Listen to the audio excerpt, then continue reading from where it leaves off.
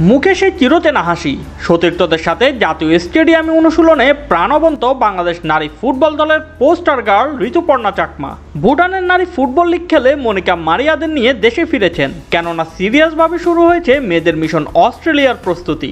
জামাল হামজারা এবার না পারলেও আফিদা ঋতুরা ঠিকই খেলবেন এশিয়া কাপে। তারই প্রস্তুতির জন্য থাইল্যান্ডের বিপক্ষে দুটি প্রীতি ম্যাচ খেলতে উড়াল দেবে পিটার বাটলারের শিষ্যরা।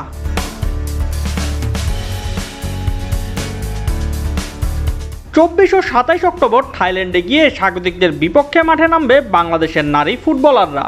শক্তিমত্তার দিক থেকে বাংলাদেশের চেয়ে এগিয়ে থাইল্যান্ড, ফিফা র্যাঙ্কিংয়েও তাদের অবস্থান 53তম। সোমবার সংবাদ সম্মেলনে তাই থাইল্যান্ড সফরে হার জিতের চেয়ে কোচ পিটার বাটলার গুরুত্ব দিয়েছেন প্রতিদ্বন্দ্বিতাপূর্ণ ফুটবল খেলার দিকে। হার বা জিতের মানসিকতা নয়, এই ধরনের ম্যাচ থেকে আসলে আমরা কি পেতে চাই তা নিয়ে কখনো কখনো আমাদের বাস্তববাদী হতে হবে। আমি চাই প্রতিদ্বন্দ্বিতাপূর্ণ পারফরম্যান্স, দেখতে চাই মেয়েরা আন্তর্জাতিক পর্যায়ে সেটা মেলে ধরেছে। বাটলারের ক্যাম্পে 9 জন খেলোয়াড় শেষ মুহূর্তে যোগ দিয়েছেন। ভুটানে লিগ খেলে আসা 9 জনের মধ্যে 4 জন মাত্র 2 দিন এবং 5 জন মাত্র 1 দিন অনুশীলন করেছে। এ নিয়ে অবশ্য বাটলার চিন্তিত নন। মানিয়ে নেওয়া তাদের জন্য বেশ কঠিন হলেও আমি মনে করি আমরা কিভাবে কাজ করি সেই অভিজ্ঞতা তাদের আছে, তাই এই মেয়েদের নিয়ে কোনো সমস্যা দেখছি না। তারা জানে আমরা কিভাবে খেলি।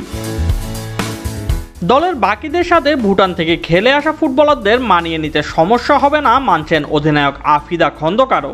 এতদিন একসাথে থাকা ও অনুশীলনের পর এই বিরতি প্রভাব পড়বে না বলেই মনে করেন তিনি। আমরা দীর্ঘদিন ধরে ক্যাম্পে ছিলাম, এটা গত 7-8 বছর ধরে। তো ওনারা তো মাত্র কয়েক মাস গেল, আমাদের বন্ডিংটা এখনও আছে। ওনারা যে কয়েকজন এসেছিল আগে, তাদের সাথে আমরা 2 দিন প্র্যাকটিস করেছি, দেখছি আগের মতনই আছে। তো চ্যালেঞ্জিং সেরকম মনে হচ্ছে না। থাইল্যান্ডের বিপক্ষে ফিফা প্রীতি ম্যাচ খেলার জন্য মঙ্গলবার সকালে ঢাকা ছাড়ছে বাংলাদেশ নারী ফুটবল দল। এরপর আজারবাইজান ও আরেকটি দল মিলে ত্রিদেশীয় ফুটবল সিরিজ আয়োজনের চেষ্টা করছে বাংলাদেশ ফুটবল ফেডারেশন। এশিয়ার সর্বোচ্চ মঞ্চে নারী ফুটবলারদের প্রথম পদচারণার আগে প্রস্তুতির ঘাটতি রাখতে চায় না তারা। স্বপ্ন যদি হয় এশিয়া ছাপিয়ে বিশ্ব দরবারে যাওয়ার, তবে প্রস্তুতিটাও হওয়া চাই শতভাগ। Shoaib Shams, BD sports time.